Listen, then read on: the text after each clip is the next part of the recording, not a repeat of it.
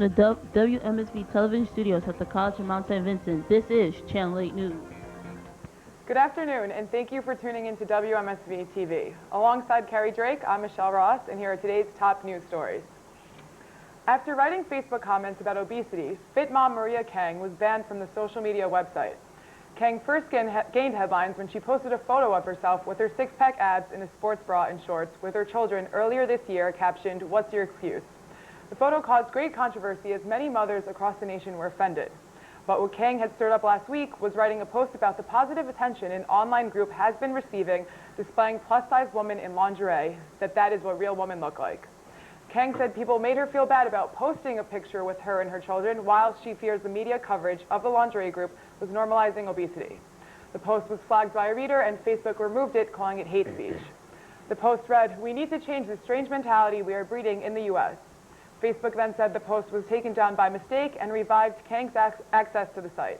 Kerry? Big balloons soared as the 87th annual Macy's Thanksgiving Day Parade made its way through the streets of New York City this past Thursday. There had been some concerns as to whether the wind could keep the 16 giant balloons grounded, but the beloved tradition prevailed. Balloon handlers kept a tight grip on the inflated characters, holding them fairly close to the ground in tree-lined areas as the wind was around 26 miles per hour. The parade also included performers, marching bands, and an array of floats, the last of many being none other than, you guessed it, Santa's sleigh, which featured Mr. and Mrs. Claus happily waving from their colossal float. The Emmy Award-winning parade was seen by 3.5 million people here in New York and another 50 million around the country. Michelle? Two young sisters, aged 12 and 13, escaped from their Tucson, Arizona home to a neighbor's house after allegedly being held captive for 2 years by their mother and stepfather. Police said after they received a 911 call from the unidentified neighbor, they searched the home of the young girls and found a third sister, age 17, locked in a bedroom. After some investigation, several bags with many pieces of clothing were contaminated with human waste. This is when Police Chief Roberto Villaseñor learned that the parents put their hands on their children when asked to go to the bathroom, forcing the sisters to relieve themselves in their own bedrooms. The two younger girls shared a room, while the oldest sister was isolated in her own bedroom and said she had not seen her siblings in quite some time, which turned out to be almost 2 years. The stepfather, Fernando Richter, and the mother, Sofia Richter, were arrested on child abuse and kidnapping charges. The stepfather faces an additional charge of sexual abuse with a person under 15 years old. The judge set a bail of $100,000 for Mr. Richter and $75,000 for Mrs. Richter. Kerry? Now for an update in the case of Merrill Newman, the Korean War veteran who was detained to be held captive minutes before he was to depart the country after visiting North Korea through an organized tour. The U.S. government pleaded Saturday for North Korean authorities to release the 85-year-old, as spokeswoman made a statement saying officials are deeply concerned about him and another American being held in the isolated East Asian nation. National Security Council spokeswoman Caitlin Hayden explained that given Newman's advanced age and health conditions, officials urged North Korea to release him so that he may return home and reunite with his family. Washington's plea came on the same day North Korean state media released print stories and videos showing what they called Newman's apology. The apology reportedly states Newman disclosing that he has been guilty of big crimes. A former consultant to the U.S. Commission on National Security, Stephen Weber, has a theory that by holding Newman captive, they are trying to get the attention of Western media. Newman is not the only American being detained in North Korea, as officials are also asking for the release of Kenneth Bay, who was arrested in November of 2012. Michelle? After a Metro-North train derailed on Sunday morning in the Bronx, 4 people were killed and 63 were injured. Out of the 63, 11 are in critical condition. The train was heading southbound from Poughkeepsie towards Grand Central Station before it drove off the tracks, almost entering the Harlem River.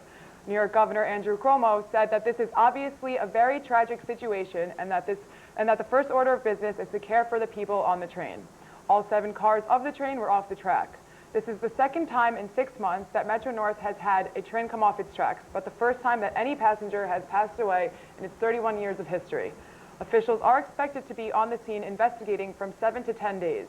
A National Transportation Safety Board member, Earl Weiner, said investigators will be looking at a number of possible reasons behind the derailment, such as conditions of the train, conditions of the track, human error, and signaling issues. Kerry? Troubled NFL lineman Jonathan Martin, who left the Miami Dolphins in October after accusing teammates of violently harassing him, will not be returning to the field this season. The National Football League team claimed Martin had been placed on the reserve non-football illness list, making him ineligible to return until next season. Martin's attorney claimed that Martin, a tackle, was taunted and abused by teammates, one of whom physically attacked him. The Dolphins suspended lineman Richie Incognito, who has admitted to using the N-word and violent languages in messages to Martin. Incognito has said Martin is his friend and that his coarse language is a part of locker room culture. Incognito is appealing his suspension and wants an expedited hearing from the Miami Dolphins in efforts to return to the field as soon as possible. Michelle?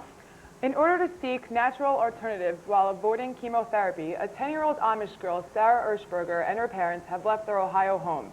Sarah is diagnosed with leukemia, and her parents have opposed chemotherapy, saying the treatments have given a great deal of pain to their daughter, resulting in them fleeing the country.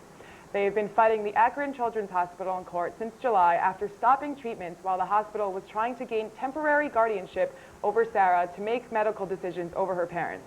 Fast forward a few months later to October, and the state appeals court was able to assign a guardian, but days before action, the Ershbergers left their home in Northeast Ohio. Their attorney, Morris Thompson, said Sarah's condition has gotten a lot better since the family has been pursuing natural alternative treatments, but doctors say that without chemotherapy, survival rates are extremely poor. Kerry? Actor Paul Walker, whose claim to fame was his starring role in the street racing franchise Fast and Furious, died Saturday afternoon in a fiery crash in Southern California. The 40-year-old was in the passenger seat of a 2005 Porsche Carrera GT when it slammed into a light pole and set into flames almost instantly about 30 miles north of Hollywood.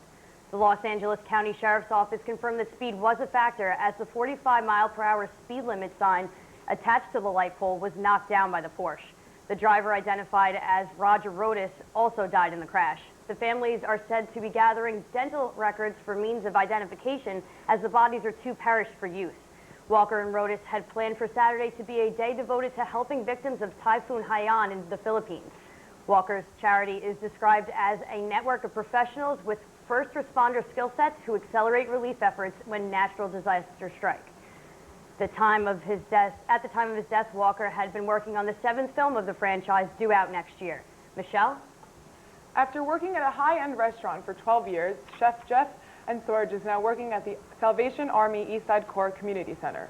From an A-list clientele to a staff of 17 and a close 6-figure salary, the former executive chef at the Capitol Grill in Minneapolis had it all. He decided to walk away and ended up taking the Salvation Army job in October of last year. He told ABC News that he wanted the high-paying job, a big house, and the cars, but ultimately none of that satisfied him. And now he is no longer in possession of any of it.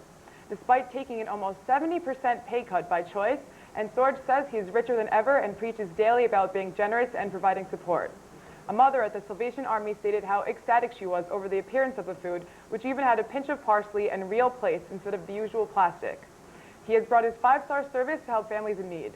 According to the charity Navigator, 64 million Americans volunteered their time in 2011. The number of people who have expressed their interest in volunteering at the Food Bank of New York City, for example, is up 20% this holiday season. Kerry? A homeless man who says he cannot read music has stunned staff and customers at a Vancouver second-hand store with his impeccable piano playing. With severely frostbitten fingers from years of living in the cold, 50-year-old David Allen Welsh produces almost classical-sounding performances on an old piano at Secondhand Solutions, a thrift store and coffee shop run by Open House Ministries. Staff at the store say Welsh, who has been homeless since he was 6 years old, has been coming in once or twice a month for at least a year, each time impressing customers with his piano skills, even moving them to tears. Welsh claims he has no control over playing and that it is as if the music takes a hold of him. He has also confirmed that he has never taken a piano lesson and cannot read a note. Assistant manager of the store, Rebecca Gore, explained that she is especially impressed considering damage to his fingers, which are numb and purple. Welsh discovered his gift at an early age, but has only been able to play on borrowed pianos at different homeless shelters and stores throughout the Pacific Northwest. Welsh says sharing his music has kept him going through tough times and that it is as if his fingers are moved by a divine power. That's all we have for today. Tune in next week on Channel 8 for today's top stories.